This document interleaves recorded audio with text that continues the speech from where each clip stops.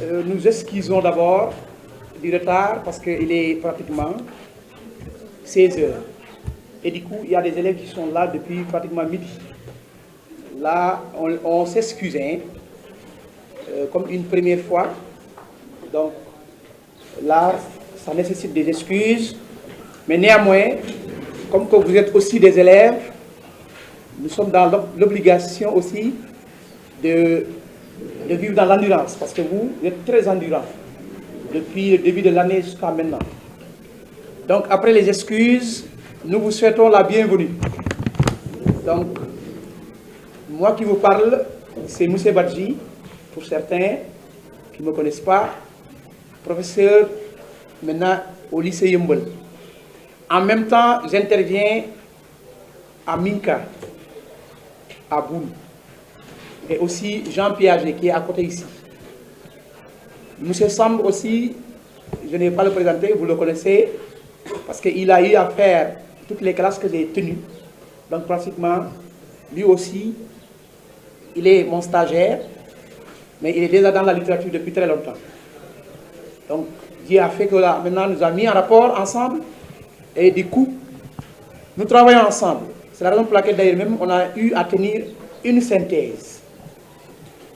Maintenant, aujourd'hui, nous allons essayer d'aborder une synthèse de français. Notre intention, ce n'est pas de vous d'enlever ce qui est en vous, ce que vous avez déjà appris avec vos professeurs respectifs, et d'entrer quelque chose. Non, ce n'est pas ça. On est en train de faire ce qu'on appelle une synthèse. Une synthèse égale résumé. C'est-à-dire, tout ce que vous avez appris, il vous faut une méthode susceptible de prendre ça pour aller à l'examen du baccalauréat. Parce que nous tous, nous voulons réussir le bac. Et Inch'Allah, vous allez réussir. Connaissant vos capacités et vos aptitudes. Mais c'est juste pour vous aider. Et des conseils susceptibles maintenant de vous aider le jour du bac. Comment vous allez vous comporter. Parce que le bac a ses réalités. Il y a le devoir que vous faites des examens, autant pour moi les devoirs formatifs ou bien sommatifs, mais il y a le devoir final qui est le bac. Et le bac constitue ce qu'on appelle maintenant votre carrière. De la 6e en terminale, cette année on termine en beauté. Et nous souhaitons en français, au sortir d'ici, que tout le monde puisse maintenant, et au moins 15, 16, 17 en français. C'est possible. Ce n'est pas du tout, c'est pas de l'utopie, c'est quelque chose de possible. D'autant plus que français, ce n'est pas du tout compliqué. Il suffit juste d'avoir ce qu'on appelle une organisation. Vous organisez, vous avez la bonne moyenne. Maintenant, vous n'organisez pas, vous n'avez pas la bonne moyenne. Comment je dis organiser? C'est simple. Ne vous compliquez pas la vie. N'allez même pas aller faire recopier quoi que ce soit. Non. Ne récitez même pas de dissertation pour venir faire des dissertations. Non. Vous n'avez pas besoin de ça. Vous avez besoin de juste des phrases simples et même pas compliquées. Les meilleurs élèves qu'on corrige, c'est les élèves-là qui sont simples. Il faut aller voir leur copie. Mais les élèves qui sont compliqués, on reviendra sur ça, ça pose problème. Je pense que ça, on peut l'éviter. Aujourd'hui, on va vous dire ça aussi. Comment éviter des longues phrases pour utiliser des phrases courtes et simples avec des éléments. On reviendra. Donc, le programme, c'est comme suit. Il y a une partie théorique et une partie pratique. La partie théorique, maintenant, sera chargée par M. Sam, qui va essayer de faire un bref résumé sur les courants littéraires. Et ces courants littéraires sont susceptibles de faire valoir les genres littéraires, que sont le roman, le théâtre et la poésie, parce qu'elles sont inclus, ou bien ils sont inclus dans ce qu'on appelle les courants littéraires. Voilà comme ça. Donc les courants littéraires, on peut les considérer comme la littérature de manière générale. Voilà un peu. Et maintenant la partie théorique, pratique, qui sera susceptible maintenant d'être maintenant un sujet au tableau. Il y a d'autres sujets que vous allez... Et ces sujets pratiques, maintenant, on va vous aider à mieux comprendre comment vous allez dérouler ces sujets pratiques et quelle méthode vous allez adopter. Et même, c'est la méthode universelle. Une introduction, un développement et une conclusion, c'est une évidence. Maintenant, comment faire à l'intérieur? Donc tout ça, on va revenir sur ça pour vous aider à mieux comprendre maintenant ces méthodes. Donc, deux parties, partie théorique et partie pratique. Et aussi, nous souhaiterons au moins que les élèves qui n'ont pas compris, qu'ils posent toutes questions susceptibles maintenant d'élucider. Parce que quand vous posez des questions, ça nous aidera à, maintenant de manière, non pas verticale, mais de manière horizontale. Parce que le professeur, il n'est pas le monopole du savoir. Vous tous, vous connaissez. Vous avez Internet tapé, il y a tous les éléments nécessaires. Le problème, ce n'est pas ça. Le problème de l'élève, c'est la méthode. Le jour de l'examen. C'est fini. Connaissance, tout le monde a de la connaissance, mais le problème réel, c'est la méthode. C'est comme ça là. C'est ça aujourd'hui l'objectif. Aujourd'hui que nous allons aborder ensemble, que vous allez maintenant poser des questions. Donc je laisse la parole à M. Samb aussi, qui peut se présenter. Et c'est lui qui va commencer à nous parler, en tout cas de la littérature de manière générale. Donc si on parle de forme, là on est dans l'esthétique. On est dans l'idéal esthétique du classicisme. On est d'accord. Donc, pour eux, le poète doit maîtriser les mots, le poète doit être un véritable artiste et doit travailler son œuvre, notamment sur la forme, afin de susciter le plaisir au lecteur. Et il faut noter que Boileau, sur ce, va déclarer « Hâtez-vous lentement, sans perdre le courage, 20 fois au métier, remettez votre ouvrage. » Il faut quelqu'un pour m'écrire les citations, pour qu'on puisse aller vite. Quelqu'un qui écrit lisiblement.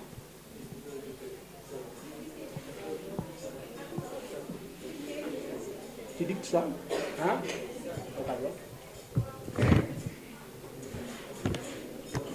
En tout cas, c'est un plaisir d'être devant vous et essayer de partager avec vous nos connaissances, de faire une contribution à votre réussite que nous espérons tous, vu votre motivation, vu les efforts que vous êtes en train de faire dans l'intention de réussir.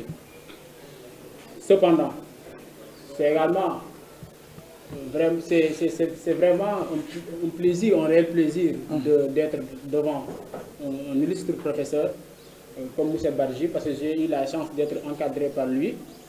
Bon. Pour les élèves qui ne me connaissent pas, mon nom c'est M. Samb. Je suis professeur de français. J'ai déjà intervenu dans plusieurs établissements privés de la localité, du secteur. Il y a certains élèves qui me connaissent ici. Et ces 2 ans-là, j'ai réussi le concours de l'école normale supérieure. Du coup, je suis à ma dernière année de formation. Donc, c'est le stage normalement. On m'a affecté ici au lycée de Yambol pour suivre mon stage. Cependant, arrivé, on m'a mis en rapport avec ce professeur, un excellent professeur vraiment que j'admire, qui est M. Badji. Et depuis lors, nous travaillons parce que nous avons tous la même passion. Et vraiment, c'est un plaisir de grandir sur son aile pédagogique.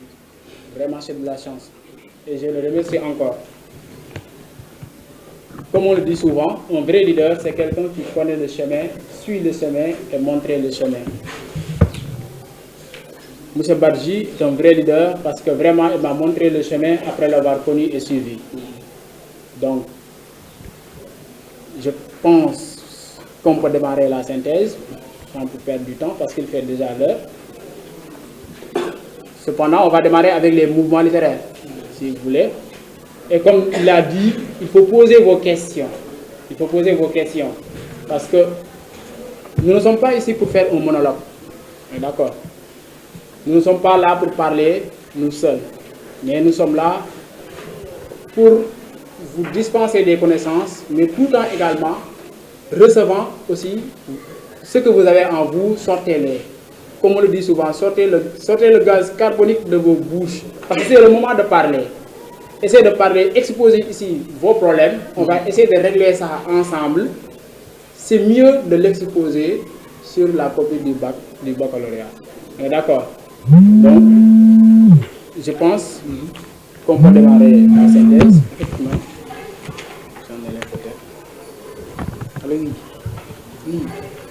Maintenant, nous allons démarrer avec une fonction que vous connaissez tous, mais que vous ne maîtrisez pas clairement. Cette fonction, on l'appelle la fonction esthétique. Oui, E5, oui. La fonction esthétique. Il y a d'autres qui l'appellent la fonction ornementale. L'esthétique, dans l'esthétique, vous avez la notion art. Dans ornement, vous avez le verbe orner. Là, c'est avant tout de la beauté. Orner, quelqu'un qui orne, c'est parce qu'il met l'accent sur l'attirance. Il veut attirer qui? Attirer le monde extérieur. Donc, si on dit que le poète est un artiste, ne vous en faites pas, le poète, il est là et il est en train tout simplement de produire des œuvres capables de susciter l'admiration chez le lecteur. Son but, c'est de montrer son talent artistique. Et si le poète met l'accent sur la beauté formelle, sans aucun doute, la poésie sera le fruit d'un travail technique. Parce qu'il ne faut pas être... Le poète n'est pas n'importe qui. Il a déjà un talent. Il a déjà un don qui fait que son œuvre doit témoigner, son talent artistique doit témoigner de son don artistique du poète le poète lui-même. C'est ce qu'on appelle la fonction esthétique.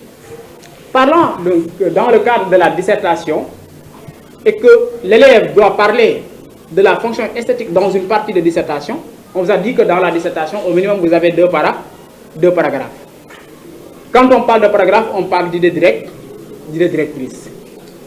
Les deux idées directrices doivent porter sur le thème partiel, c'est-à-dire sur le thème de la partie, mais les deux idées directrices ne sont pas les mêmes. Est-ce que vous avez compris?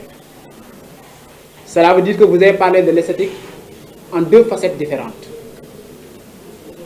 Sur ce, la méthode qui vous permet de réussir cela, c'est de maîtriser les mouvements littéraires. Parce qu'il y a plusieurs démarches pour aborder une partie de dissertation, en créant des paragraphes.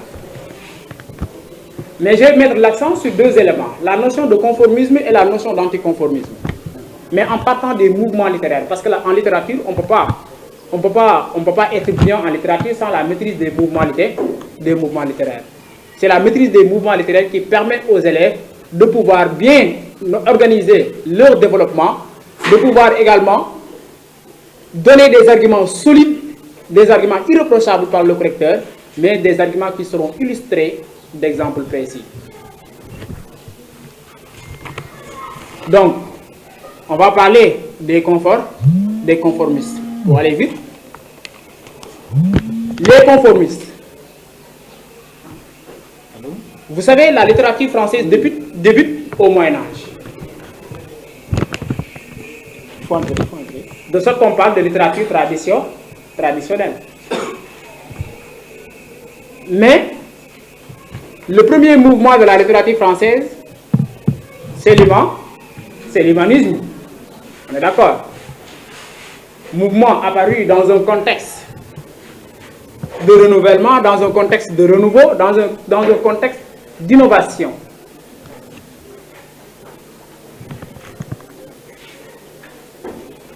Et on l'appelle la Renaissance. Renaissance, c'est renouveau. Que ce soit dans le domaine des arts, à savoir la littérature. Parce que la littérature est avant tout un art. C'est un art comme tous les autres arts. Et moi, je pense que la littérature est le meilleur de tous les arts. Parce que la littérature, c'est la vie. L'humanisme met l'accent sur l'homme. Mais il faut noter qu'il y a, depuis 1550, nous sommes toujours dans le 16e siècle, une génération de poètes qui sont des humanistes, mais qui mettent l'accent uniquement sur la poésie. Et ce groupe de poètes sera appelé la Pléiade. Est-ce que vous comprenez? Ce groupe de poètes est appelé Pléiade. 7 poètes qui étaient dans un même établissement dirigé par Jean Zora. On l'appelle l'école Cacré. Des poètes qui maîtrisaient très bien le latin, mais qui vont avoir pour mission de valoriser la langue française à travers la publication de défense et illustration de la langue française par Nicolas Bois, non, par Joachim Dubollet. Le but, c'est de faire en sorte que la littérature française soit valorisée pour qu'elle puisse rivaliser avec les autres langues, à savoir la langue latine. Est-ce que vous avez compris? Là, ils vont penser que donc les œuvres, que ce soit des œuvres philosophiques, des œuvres scientifiques, ils doivent être écrites en français pour que la langue s'enrichisse naturellement. On ne peut pas valoriser une langue sans travailler les mots. Est-ce que vous avez compris? Là, la parole, l'écriture, la forme, va prendre une place cruciale. C'est là où on va démarrer, où démarre l'attirance. Est-ce que vous avez compris? Pour ramasser,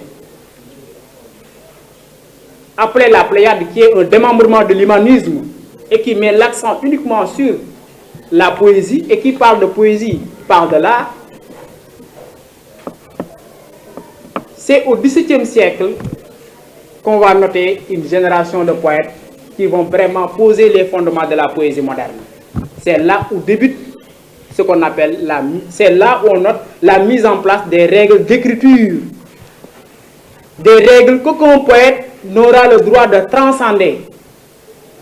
Mais ces règles-là sont instaurées dans l'intention tout simplement de produire des œuvres de beauté, mais dans l'intention d'atteindre une pureté et une sorte de beauté formelle, parce que l'intention du poète, quand il produit, parlant de l'esthétique, c'est d'attirer.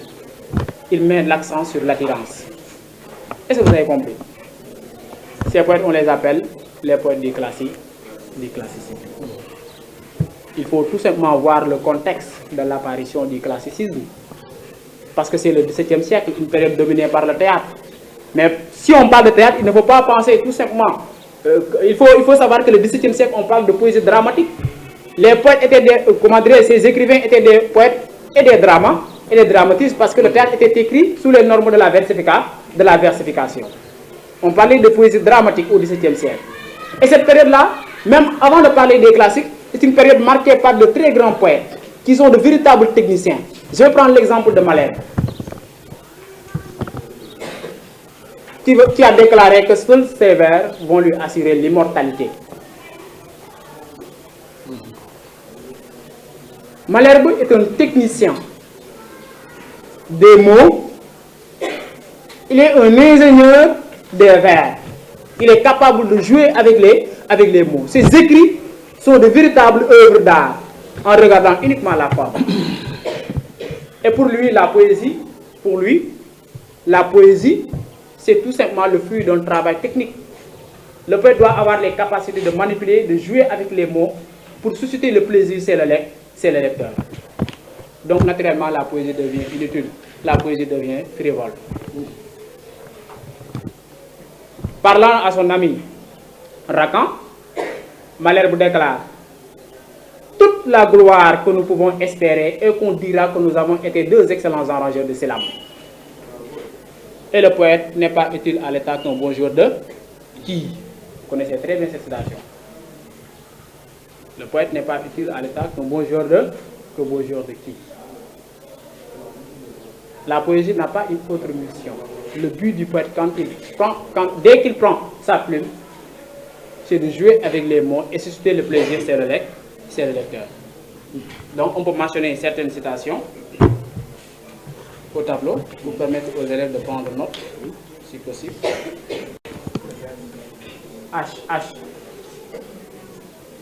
H d'abord. Oui, Hâtez-vous. H d'abord. Enlève le A. HA. Tu mets ça en minuscule pour aller vite, félicitations. Tu ouvres les guillemets d'abord, voilà. Voilà. Hâtez-vous lentement. Peut-être. Tirez un, hâtez-vous lentement. Vous. Lentement. Lentement, sans perdre le courage. 20 fois sur le métier, remettez votre ouvrage. Continue. C'est bon. 20 fois sur le métier, remettez votre ouvrage. 20 fois sur le métier. Donc pour lui, le poète, comme je l'ai tantôt dit, il doit privilégier d'abord la technique en écrivant. Le poète doit mettre l'accent sur la forme et doit donner du plaisir au lecteur. 20 fois. Au lecteur sur le métier, remettez votre ouvrage. 20, voilà. Il faut que Reste là.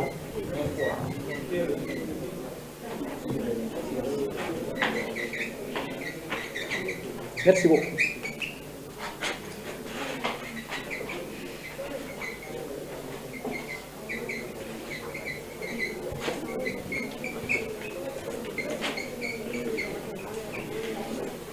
Bueno. Nicolas, bueno. C'est bon.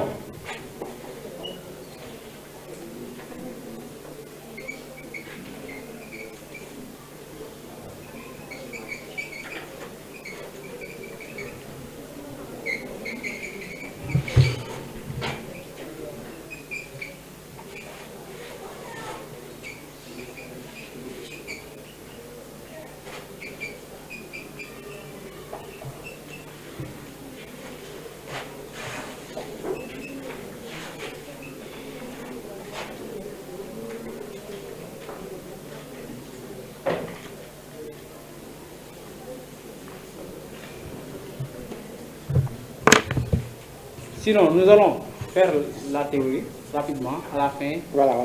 On va bien les citations. Les citations au tableau, vous allez recopier ça. Parti, pour ne pas perdre du temps, on est d'accord. Mais il faut bien écouter. Si vous avez même des téléphones portables, il faut enregistrer. Parce qu'on est en train de faire une synthèse. Il s'agit de ramasser. Il faut enregistrer, prendre les arguments. À la maison, vous réécoutez ça. Vas-y. C'est bon. Maintenant, Madame va déclarer, hâtez-vous lentement, sans perdre le courage, 20 fois sur le métier, remettez votre ouvrage. Il ajoute, sans la langue en un mot, l'auteur le plus divin est, quoi qu'il fasse, un méchant écrivain. Donc le poète doit maîtriser le langage, le poète doit maîtriser la langue, être capable de jouer avec les mots, avoir les capacités de donner du plaisir à ses lecteurs. Est-ce que vous avez compris? C'est exactement ce qu'on appelle la fonction ornementale des classiques. Mais cela se fait à la base des règles d'écriture. C'est là d'où la notion conformiste. Cela se fait à la base des règles d'écriture. Ils ont mis en place des règles de versification qu'il faut respecter pour atteindre cette pureté, pour atteindre cette beauté formelle. On est d'accord?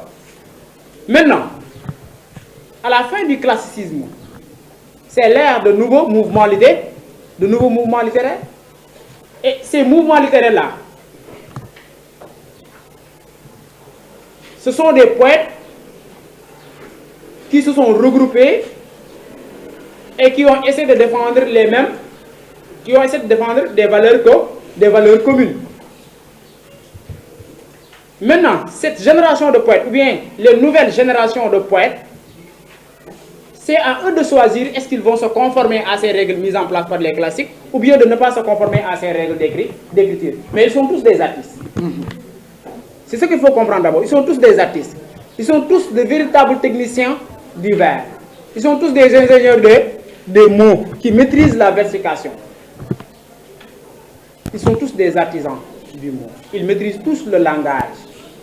Et ils sont tous capables également de susciter le plaisir, c'est le lecteur.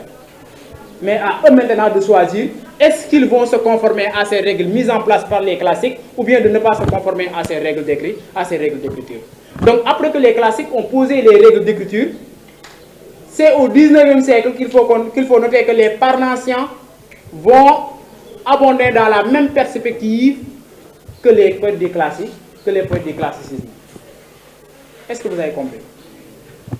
Et ces Parnassiens, pour eux, il faut créer un nouveau langage. Pour eux, la poésie n'a pas d'utilité. Pour eux, la poésie doit rejeter l'épanchement lyrique. La poésie doit rejeter tout caractère utilitaire. La poésie doit être réduite uniquement à une activité de beauté formelle. De sorte qu'on parlait de l'expression, le culte du beau. Maintenant, ce mouvement parnassien est marqué par la théorie de Théophile Gautier, l'art pour l'art. Théorisé dans la préface de Mademoiselle Maupin, qu'est-ce qu'il a dit? Il n'y a vraiment de beau que ce qui ne peut servir à tout ce qui est utile est laid. Il faut essayer de comprendre d'abord la citation. Il n'y a vraiment de beau que ce qui ne peut servir à rien, tout ce qui est utile est laid. Pour lui donc, la poésie n'est pas utile. Comme tout ce qui est utile est laid. La poésie n'est pas utile. Donc la poésie, elle est belle.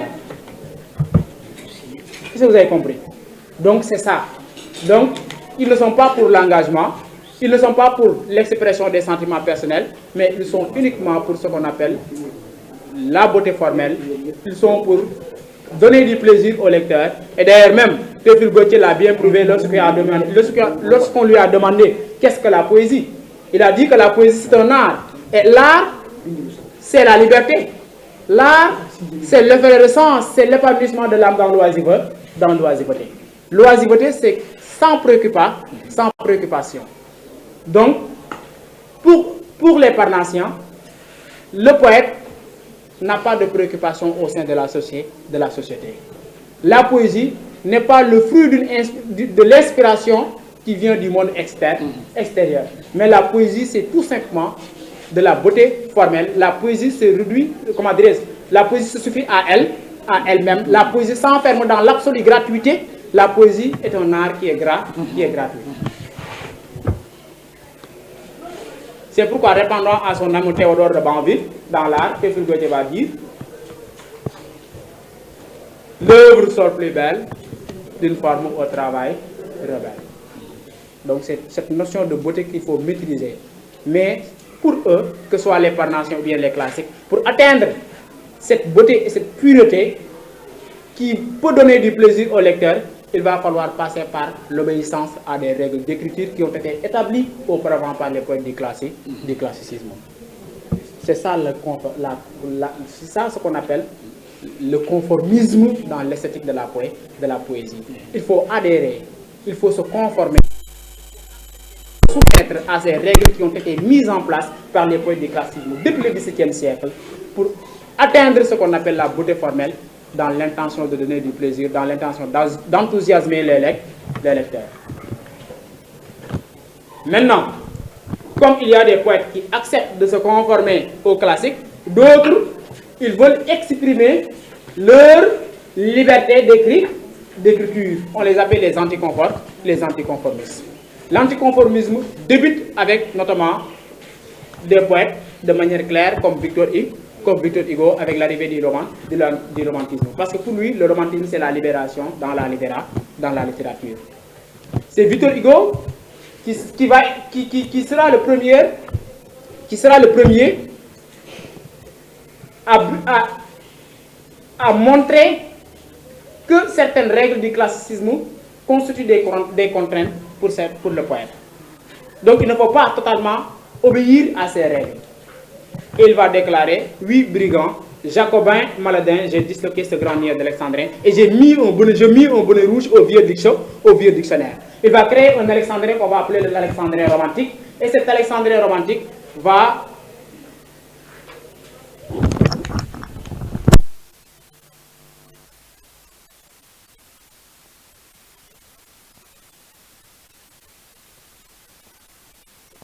Est-ce que vous avez compris? Ça, c'est de l'anticonformisme. Mais qui parle de musique parle de l'art. Qui parle de musique parle du plaisir que ressent l'auditeur, la poésie, pour lui, c'est d'abord la musique. Après, le symbolisme, notamment, nous allons entrer, parce que le symbolisme, c'est dans le dernier quart du siècle, du 19e siècle. Nous allons entrer dans le 20e siècle. Le 20e siècle est marqué par les surréalistes en littérature. Les surréalistes, eux, ils vont totalement briser